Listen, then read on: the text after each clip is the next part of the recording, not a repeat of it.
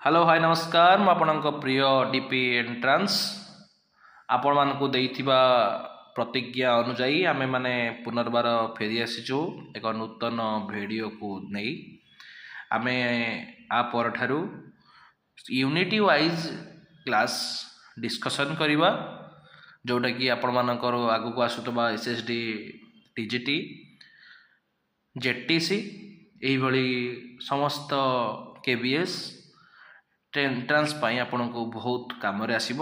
तो ये आम काल विलंब नक आगे बढ़ा प्रथम प्रश्न देखा कौन देती भारतीय संविधान केउं धारारे समानता अधिकार बा राइट टू इक्वालिटी विषय रे वर्णना करा जायछि। तो आम जानीचे आमर जो 6टी रिट रही ता मध्यरु समानता अधिकार भी गोटे राइट टू इक्वालिटी भी रही यहाँ ताले कौतर रही जो कि समस्त को समान सुविधा सुजोग प्रदान करने दिया सुजोग धारा 14 रु धारा 18 धर्मगत स्वाधीन कौन अच्छी धारा 25 रु धारा 28 यहाँ हूँ आंसर कौन धारा 14 रु धारा 18। नेक्स्ट प्ले कौन देती प्रश्न देखा ओडिशा रे पंचायती राज व्यवस्था कौन वर्तमान समस्ते लगिले कौन ना जो त्रिस्तरीय पंचायत राज इलेक्शन रही को खूब जल्दी करने तो तार आंसर हूँ कौन त्रिस्तरीय पंचायत राज इलेक्शन जो 3टा स्तर जाता 3टा स्तर पे कौन कौन रोचे फास्ट रोचे ग्रामांचल पंचायत समिति आ गए जिला परिषद तो या नहीं त्रिस्तरीय पंचायत राज व्यवस्था रही। नेक्स्ट प्ले कौन देती भारतीय संविधान केबे ठारू कार्यकारी हैला ताले आम जानीचे आमर जो आम साधारणतंत्र दिवस आसंता सरी आज कौन 26 जनवरी 1950 रही ए वीडियो जो अपलोड करा जीवो। तो नेक्स्ट राज्यसभा सभापति बा चेयरमैन किए आम राज्यसभा किए उपराष्ट्रपति होचंदी मुख्य सभापति आमर जो फंडामेंटल ड्यूटीज रही मौलिक कर्तव्य रही से भारतीय संविधान क्यों भागरे स्थानित रही तो आम जानीचे आमर जो 42तम संविधान संशोधन जरिया भाग 4A रे आमर जो मौलिक कर्तव्य को सब जोग कर भाग IV राज्यपाल को किए नियुक्ति देती राज्यपाल को किए दे राष्ट्रपति देती। नेक्स्ट प्ले माने कौन देती 7 नंबर प्रश्न देखिए भारतीय संविधान केउं संशोधन को एक क्षुद्र संविधान बा मिनी कन्स्टिट्यूशन बेली कह जाए आम जानीचे जो 1976 मसीह 42तम संविधान संशोधन रही तार एक अनेक बड़ परिवर्तन कर तो यार आंसर हूँ कौन क्षुद्रतम संविधान बोली कह जाए क्या 42तम संविधान संशोधन। नेक्स्ट 8 नंबर प्रश्न पे कौन देती भारतर सर्वोच्च न्यायालय केउठारे अवस्थित तो वर्तमान रही कौन भारत सर्वोच्च न्यायालय केउठी सुप्रीम कोर्ट रही नुआ दिल्ली। ओके नेक्स्ट पे कौन देती शिक्षा अधिकार बा राइट टू एजुकेशन केउं धारा रे अंतर्भुक्त आमर जो रही 6 वर्ष 14 वर्ष शिशु मान मागणा और बाध्यतामूलक शिक्षा रही गोटे मौलिक अधिकार रही जोटा धारा केते अच्छी बोले उल्लेख धारा 21A। नेक्स्ट प्ले कौन देती लोकसभा सर्वाधिक सदस्य संख्या केते सर्वाधिक नॉर्मल सदस्य केते 545 ना नहीं सर्वाधिक कौटा 552। जो प्रेसिडेंट रूल लागू हुए भारतीय संविधान केउं धारा अनुजाई राष्ट्रपति शासन लागू करा जाए आमर तो 3टा अच्छी गोटे धारा 356 352 360 तो केउं धारा अनुजाई आमर प्रति राज्य रे हैला राष्ट्रपति शासन सीधा सड़क चलता है केते 360 हूँ कौन फाइनेंशियल इमरजेंसी 352टा कौन जिते केन्द्र बाड़ी बाड़ी जाती 356 के 356। नेक्स्ट प्ले कौन देती भारतीय संविधान आत्मा बा सोल ऑफ द कॉन्स्टिट्यूशन क्या कह जाए आमर जो प्रिएम्बुल रही आमर जो प्रस्तावना हूँ कौन तार मुख्य संविधान आदर्श आ लक्ष्य को संक्षेप प्रकाश कर आम यह आत्मा बोली कही था कहार सोल ऑफ द कॉन्स्टिट्यूशन हेले पिले ऑप्शन बी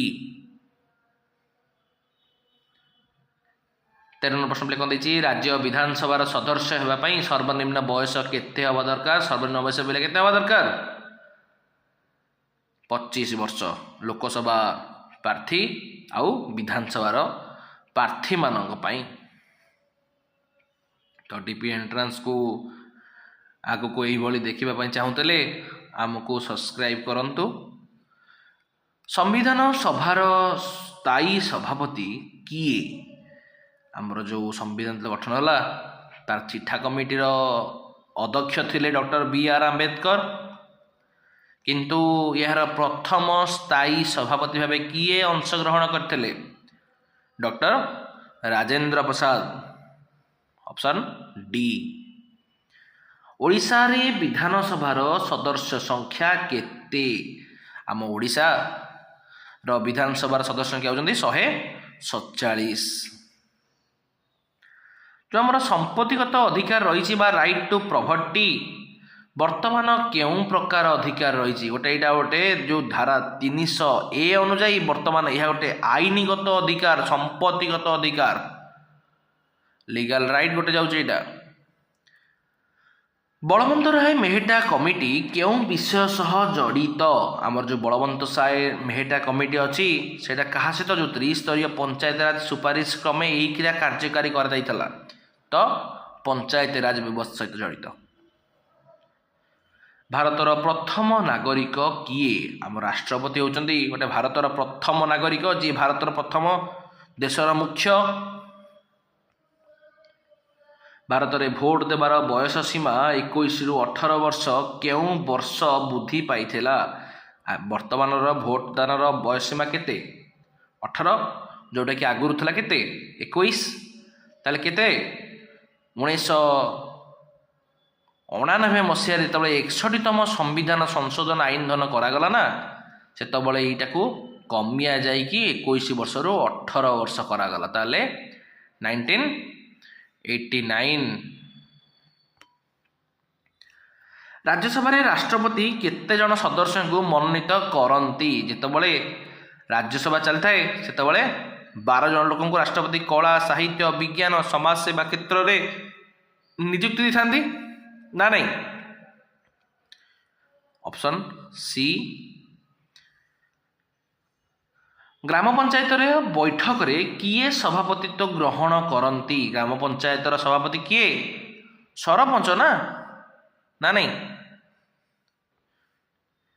संविधान केउं अनुसूची बा शेड्यूल रे भाषा गुड़िक विषय रे उल्लेख करा जायछि हमर जो भाषा रही जो 22टी आंचलिक भाषा को जोड़ा स्वीकृति दि जायछि ता मध्यरु कहार अष्टम भारत में उपराष्ट्रपति कार्यकाल केते वर्ष 5 वर्ष मुख्यमंत्री को किए शपथ पाठ करें मुख्यमंत्री को किए करथांती प्रधानमंत्री की करथांती राष्ट्रपति एटी मुख्यमंत्री देछि तो राज्यकता देछि राज्यर मुख्य किए राज्यपाल ना नहीं केउं मौलिक अधिकार को संविधान हृदय बोली कहा जाए पिले आमर जो संविधानिक प्रतिकार अधिकार रही धारा 32 डॉक्टर बी.आर. आंबेडकर कहीदेले यहीटा को संविधान हृदय बा आत्मा बोली कहा जाए क्या संविधानिक प्रतिकार अधिकार 26 नंबर कौन देखिए भारत में जातीय भोटर दिवस केबे पालन करागला गत काली 25 जानुआरी गला भारतीय जातीय भोटर दिवस जो शिक्षक शिक्षयित्रीगण जाकि स्कूल मानक जनगणना आसंता जनगणना लोक मानक उत्साहित करती संविधान संशोधन प्रक्रिया केउं देशरू अणा जाइछि आमर जो संविधान संशोधन रही सेटा आसी कौठू दक्षिण आफ्रिकार आसी धारा केते अनुजाई आसी 368 अनुजाई आसी पिले बुझिल आमर जो मेयर रही କେଉଁ ଅନୁଷ୍ଠାନ ମୁଖ୍ୟ ସିଏ କିଏ କେଉଁଟାର ବଡ଼ ବଡ଼ ସହର ଯେଉଁ ରହିଛି ଆମର ସ୍ୱାୟତ୍ତ ଶାସନ ସଂସ୍ଥା ବା ନଗର ନିଗମ ରହିଛି ତାର ମୁଖ୍ୟ ହେଉଛି ମ୍ୟୁନିସିପାଲିଟି କର୍ପୋରେସନ ବା ମେୟର। ଲୋକସଭାର ଅଧିବେଶନରେ କିଏ ସଭାପତିତ୍ୱ ଗ୍ରହଣ କରନ୍ତି? ଲୋକସଭାର ଯେଉଁ କାର୍ଯ୍ୟ ରହିଛି ତାକୁ ପରିଚାଳନା ଏବଂ ସଭାପତିତ୍ୱ ଗ୍ରହଣ କରନ୍ତି କିଏ? Chief speaker. ଏବେ ରିସେଣ୍ଟଲି OSST ଏକ୍ଜାମରେ ପଡ଼ିଛି ଏଇଟା। ନେକ୍ସଟ ପିଲେ କ'ଣ ଦେଇଛି? ପଞ୍ଚାୟତରାଜ ଦିବସ ଓଡ଼ିଶାରେ କେବେ ପାଳନ କରାଯାଏ? ବର୍ତ୍ତମାନ ତାକୁ ବନ୍ଦ କରିଦେଇ ସବୁ ଚେଞ୍ଜ କରିଦେଲେ, ଛାଡ଼ ଲିଗାଲ ଇସ୍ୟୁ ହେଇଯିବ, ଆଗକୁ ଦେଖିବା। ବିଜୁ ପଟ୍ଟନାୟକ ଜୟନ୍ତୀ ତାକୁ ପଞ୍ଚାୟତରାଜ ଦିବସରେ ପାଳନ ଆଗରୁ କରାଯାଉଥିଲା ମାର୍ଚ୍ଚ 5। ସମ୍ବିଧାନର କେଉଁ ଧାରାରେ ଅସ୍ପୃଶ୍ୟତା ନିବାରଣ ବିଷୟରେ ଲେଖାଯାଇଛି? ତାହେଲେ ଅସ୍ପୃଶ୍ୟତା ନିବାରଣ ଛୁଆଁ ଭେଦଭାବ ଏକ ଅପରାଧ କେଉଁଥିରେ ଲେଖା ହେଇଛି? ଧାରା 17। ନେକ୍ସଟ ପିଲେ କ'ଣ ଦେଇଛି? ଆମର ଯେଉଁ ଚିଫ୍ ଲିଗାଲ ଆଡ଼ଭାଇଜର ରହିଛନ୍ତି ଭାରତର ସର୍ବୋଚ୍ଚ ଆଇନ ଅଧିକାରୀ, ତାହେଲେ ଭାରତର ସର୍ବୋଚ୍ଚ ଆଇନ ଅଧିକାରୀ ଆମର କିଏ ଅଛନ୍ତି? ଆମର ଯେଉଁ ଆଟର୍ଣ୍ଣି ଜେନେରାଲ ରହିଛନ୍ତି, ଯିଏକି ଭାରତ ସରକାରଙ୍କର ପ୍ରଧାନ ଆଇନ ପରାମର୍ଶଦାତା ଭାବେ ଗ୍ରହଣ କରିଛନ୍ତି। Next option D. ନେକ୍ସଟ ପିଲେ କ'ଣ ଦେଇଛି? ଓଡ଼ିଶାରୁ କେତେ ଜଣ ସଦସ୍ୟ ରାଜ୍ୟସଭାକୁ ନିର୍ବାଚିତ ହୁଅନ୍ତି? ପିଲେ ଲୋକସଭାକୁ ଯାଆନ୍ତି କେତେ ଜଣ? 21 ଜଣ। ରାଜ୍ୟସଭାକୁ କେଉଁମାନେ ଯାଆନ୍ତି? 10 ଜଣ। ପିଲେ ମନେ ରହିଲା। ନେକ୍ସଟ ପିଲେ କ'ଣ ଦେଇଛି? 34 ନମ୍ବର ପ୍ରଶ୍ନ, ଜାତୀୟ ଜରୁରୀକାଳୀନ ପରିସ୍ଥିତି ସମୟରେ କେଉଁ ଅଧିକାର ବାତିଲ ହୋଇପାରିବ ନାହିଁ? ଆମର ଯେତେବେଳେ এই ଯେଉଁ ଜରୁରୀକାଳୀନ ବ୍ୟବସ୍ଥା ରହିଛି, ଯେଉଁ ଧାରା 352, 356, 360, ନ୍ୟାସନାଲ ଏମର୍ଜେନ୍ସି, ଷ୍ଟେଟ୍ ଏମର୍ଜେନ୍ସି ଆଉ ଗୋଟେ ଫାଇନାନ୍ସିଆଲ ଏମର୍ଜେନ୍ସି, ଏଇ ଯେଉଁ ତିନିଟା ଜରୁରୀକାଳୀନ ପରିସ୍ଥିତି ରହିଲା, ଯେଉଁଟାକି ଧାରା 20 ଆଉ 21 ଅପରାଧ ପାଇଁ ଦୋଷୀ ସିଦ୍ଧ ସୁରକ୍ଷା ଏବଂ ଜୀବନ ରକ୍ଷା ଅଧିକାର କେବେ ବି ବାତିଲ ହେଇପାରିବ ନାହିଁ। ଯଦି ତାକୁ କିଏ ଉଠେଇବ, ସେ କେବଳ ମାତ୍ର ଆମର ପ୍ରେସିଡେଣ୍ଟ, ତାଙ୍କ ଛଡ଼ା ଆଉ କେହି ମଧ୍ୟ ଉଠେଇ ପାରିବେ ନାହିଁ ବା କମେଇ ଦେଇପାରିବେ ନାହିଁ। ଧାରା 20 ଆଉ 21। ନେକ୍ସଟ କ'ଣ ଦେଇଛି? ଆମର ଯେଉଁ ଚିଫ୍ ଇଲେକ୍ସନ କମିଶନର, ଯିଏକି ଭାରତର ପ୍ରଥମ ମୁଖ୍ୟ ନିର୍ବାଚନ କମିଶନର ଥିଲେ, ତା ନାଁ କ'ଣ? ଯିଏକି 1950 ମସିହାରେ ହେଇଥିଲେ, ସୁକୁମାର ସେନ। ତାହେଲେ ଆମର ଯେଉଁ ଚିଫ୍ ଇଲେକ୍ସନ କମିଶନର ଅଛନ୍ତି, ଭାରତର ପ୍ରଥମ ମୁଖ୍ୟ ନିର୍ବାଚନ କମିଶନର କିଏ? ସୁକୁମାର ସେନ। କେବେ ହେଇଥିଲେ? 1950 ମସିହାରେ ହେଇଥିଲେ। ପିଲେ ବୁଝିଗଲା? ଆମର ଯେଉଁ ଷ୍ଟେଟ୍ ଲିଷ୍ଟ ରହିଛି ବା ରାଜ୍ୟ ତାଲିକା ରହିଛି, ସେ ବିଷୟ ଉପରେ କିଏ ଆଇନ ପ୍ରଣୟନ କରିଥାନ୍ତି? ଆମର ରାଜ୍ୟ ବିଷୟରେ ରାଜ୍ୟ ସରକାର ହିଁ କରିବେ ନା ତାଲିକା, ନା କି କେନ୍ଦ୍ର ସେଥିରେ ଇଣ୍ଟରଫେୟାର କରିବ? ନେକ୍ସଟ ପିଲେ କ'ଣ ଦେଇଛି? ଆମର ଯେଉଁ ୟୁନିଫର୍ମ ସିଭିଲ କୋଡ୍ ବା ସମାନ ସିଭିଲ କୋଡ୍ ରହିଛି ସମ୍ବିଧାନର, ଏଇଟା ଧାରା କେତେରେ ଉଲ୍ଲେଖ କରାଯାଇଛି? ଧାରା 44ରେ ଦେଶ ଯେତେବେଳେ ସମାନ ନାଗରିକର ସଂହିତା ଲାଗୁ କରିବା ପାଇଁ ନିର୍ଦ୍ଦେଶ ଦେଇଥିଲେ, ସେହି ସମୟରେ ଆମ ସମ୍ବିଧାନର ଧାରା 44ରେ କ'ଣ ବର୍ଣ୍ଣନା କରାଯାଇଛି? ୟୁନିଫର୍ମ ସିଭିଲ କୋଡ୍ ବିଷୟରେ ଆଲୋଚନା କରାଯାଇଛି। Option A. ନେକ୍ସଟ ପିଲେ କ'ଣ ଦେଇଛି? 38 ନମ୍ବର, ସଂସଦର 2ଟି ଅଧିବେଶନ ଆମର ରହିଛି, ଯେଉଁ ନିମ୍ନ ସଦନ କିଏ? ଲୋକସଭା। ଉଚ୍ଚ ସଦନ କିଏ? ରାଜ୍ୟସଭା। ତ ଏଇ ଯେଉଁ 2ଟା ଅଧିବେଶନ ରହିଛି, ତା ମଧ୍ୟରେ ସର୍ବାଧିକ କେତେ ସମୟ ବ୍ୟବଧାନ ରହିପାରିବ? 2ଟା ଆମର ରହୁଛି ଅଧିବେଶନ, ପ୍ରଥମ ଅଧିବେଶନ ଆଉ ଦ୍ୱିତୀୟ ଅଧିବେଶନ, ସର୍ବନିମ୍ନ ବୟସ ସୀମା 6 ମାସରୁ ଅଧିକ ହେବା ଉଚିତ ନୁହେଁ। 39 ନମ୍ବର ପ୍ରଶ୍ନ ପିଲେ କ'ଣ ଦେଇଛି? ଦୀପ ଏଣ୍ଟ୍ରାନ୍ସକୁ ସବସ୍କ୍ରାଇବ କରନ୍ତୁ ଅଧିକ ଭିଡ଼ିଓ ଦେଖିବା ପାଇଁ ଚାହିଁଲେ। କେଉଁ ସଂଶୋଧନ ଦ୍ୱାରା ସମାଜବାଦୀ ଓ ଧର୍ମନିରପେକ୍ଷ ଶବ୍ଦ ପ୍ରସ୍ତାବନାରେ ଯୋଡ଼ା ଯାଇଥିଲା? ଆମର ଯେଉଁ ସମାଜବାଦୀ ଆଉ ଧର୍ମନିରପେକ୍ଷ ବ୍ୟବସ୍ଥା ରହିଛି, ଯେତେବେଳେ ଧାରା 42ତମ ସଂଶୋଧନ କରାଗଲା 1976 ମସିହାରେ, ସେହି ସମୟରେ 3ଟି ନୂଆ ଶବ୍ଦ ଯୋଡ଼ା ଯାଇଥିଲା। यही समाजवादी धर्मनिरपेक्ष आउ साम्राज्यवादी तीनटा रही। 40 प्रश्न पिले कौन देछि राज्यपाल अनुपस्थित कार्यभार किए ग्रहण करथांती पिले जितेबाला राज्यपाल पदवी खाली पड़ता है से समय हाइकोर्टर मुख्य विचारपति से दायित्व तुले था। जड़े व्यक्ति गोटे समय केतोटी राज्यर राज्यपाल हो पार जड़े व्यक्ति जितेबाला 97तम संशोधन अनुजाई जड़े व्यक्ति 2 बा तत्वधिक राज्य राज्यपाल हो पार ताहले एक बा एकाधिक जो ऑप्शन अच्छी ताहले ऑप्शन डी। नेक्स्ट प्रश्न पे 42 नंबर कौन देछि